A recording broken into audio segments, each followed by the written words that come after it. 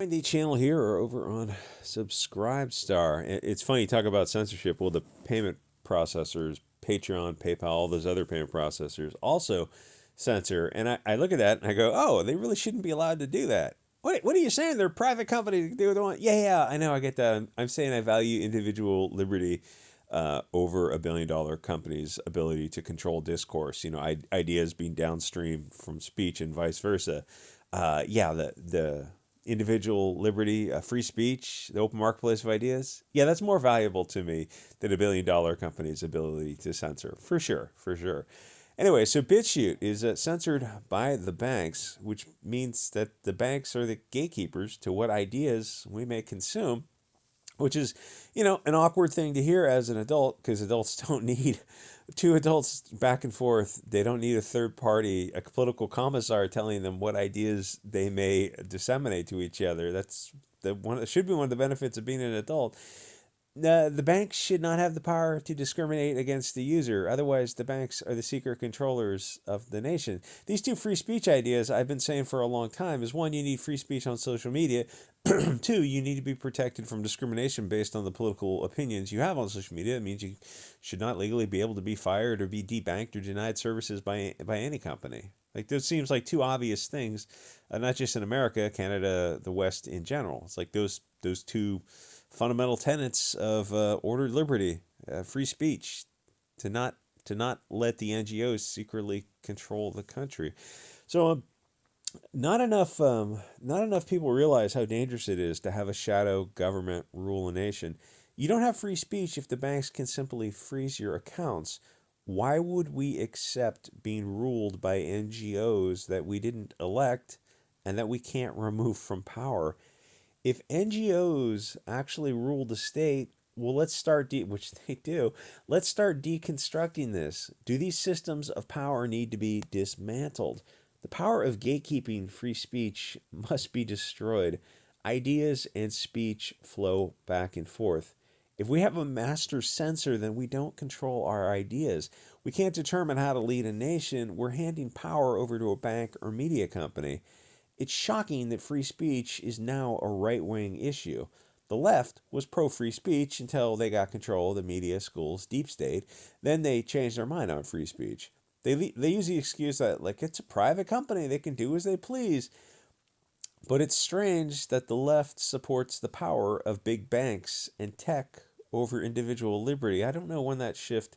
I mean, the shift occurred whenever they crossed over the tipping point into seizing more and more control over a platform, and then they started using violence to shut people down, and then they used the system itself to shut people down. Ireland is going through this right now, as an example. I mean, all of Europe really, but I'm following Irish news more closely. Bad people are doing bad things. People are protesting this. So the government is passing hate speech laws to prevent people from discussing the evil their government is doing. It's all actually happening, and they do it right in front of your face. And it's like a shock of slap of cold water in the face to hear that they're doing it, and also not to see that, like, not enough people really understand what's going on. It's like, well, we got to spread the message. Oh, where are you going to spread the message? Because social media platforms, up until Elon bought Twitter, would not allow you to spread that message. Elon buying Twitter is going to change the equation. Already in the past 2 weeks, um, the the things being discussed on Twitter now, where it was a left wing echo chamber, that much has changed pretty well dramatically. And it's you're seeing, like, news articles are coming out from, the media is almost entirely left wing media. Most people would admit that. But now you're seeing the responses to the left wing media, and they're getting ratioed on comments because the stuff the left wing media has been getting away with for so long has been so ridiculous that now you're starting to see more of a dialogue instead of a monologue.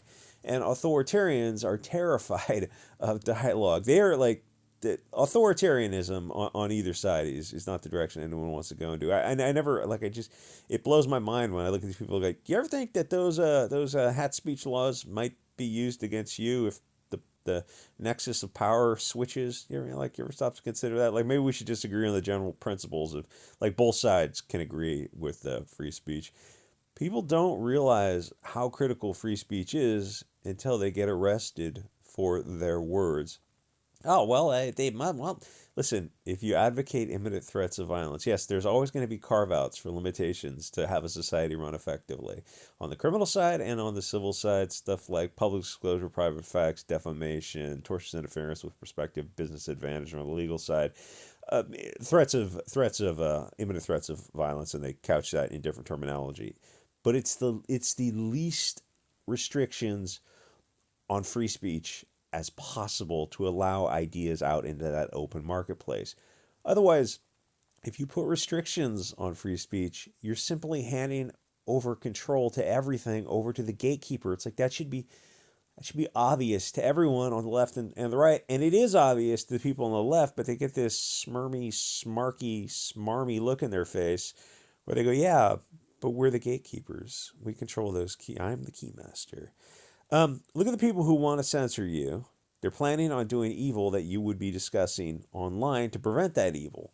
But now you can't discuss it because they've made your speech illegal.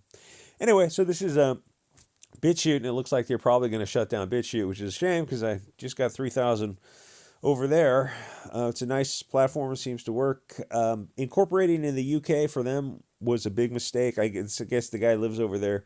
As soon as I saw that BitChute was going to start, had potential to be $100 million plus company, even more if you took it like really seriously and really, really put everything into it, I would move the hell out of UK and go somewhere where you've got countries respect free speech a little bit more. But in this case, it's the banks that are shutting them down. So again, I like why can't we all agree that, oh no, the banks shouldn't have the power to do that? It's like the left wing looks at it, but who are they censoring? Who are they censoring? Are they censoring the bad guys? Um, for now they are, but I mean, why would you want to give them? If you have principles and you support free speech, period, and you want to remove the power from the banks, obviously, like I would assume most people are on board with it. Here's the thing: is I do think most people are on board with free speech, letting the chips fall where they may, but they have to have the idea brought before them. They have to know that this is going on. They have to know how serious this is, and it has to be brought before them repeatedly before they kind of get on board with this and go, oh yeah, maybe we really. It seems like the First Amendment, the American Constitution. It's like maybe we want to borrow some elements from that Bill of Rights to incorporate it into our own countries. It's like the people in Europe. It's like they just assumed they had free speech because they never got punished for it. But unless you have it enumerated in a constitution or a charter or articles of something, it's like, well, then you had an assumption, but you find out. I mean, soldiers and rifles win the battle, right? But attorneys and political action committees win the wars, and there's a lot of people on the right who don't seem to want to focus on that. Anyway, like, comment, subscribe, support me on. I'm gonna go and give something a go. People have been supporting me on Subscribestar, not so much. Like, why would we support your stupid little YouTube channel? No, that's not the YouTube channel. I think it's the other content that deal with free speech and other such important things on Subscribestar, which has been very good. They're a video hosting platform also. I mean, if they got like some of these things got live streaming, like BitChute needs to get live streaming. If Subscribestar got live streaming, Odyssey has live streaming now, and they're monetized. So it looks like that's Odyssey right now is the best platform for everything, especially because it works. It just runs really really well. If Twitter X is a video hosting and live streaming platform, even if you had to charge the person who owns the channel $8 a month so they could live stream, most people would gladly pay it because you would earn more than that on Twitter X anyway. People would pay it for you. It wouldn't even be an issue if you have a channel over a certain size. People will buy you things if you beg them repeatedly for it. If Twitter X goes down that pathway where he's got live stream video hosting, essentially a YouTube clone, as crazy as it sounds, I think you could turn YouTube into MySpace like within a few months. Because if there's legitimately a better platform out there, and there is in the case of Odyssey, but the difference is in Odyssey is it doesn't have a built-in audience. Twitter already has that built-in audience. People are already there. Anyway, like, comment, subscribe. Check out BitChute and their Give Send Go issue, and you can repost them on Twitter and Gab and whatnot. Try to bring some attention to this. But I mean, the real issue is the banks and the ability of the banks to control people's speech. And then fundamentally is there's two issues I keep repeating. We have to have free speech on social media And we have to be protected from discrimination by non-governmental organizations, banks and big tech and your employer. If you can be fired for a tweet, or if you can be debanked, or have CNN dox you and destroy your life, or get you evicted, or have the banks cancel your mortgage, then you don't have free speech. And free speech is critically important. Anyway, like, comment, subscribe. I'll see you guys all next episode.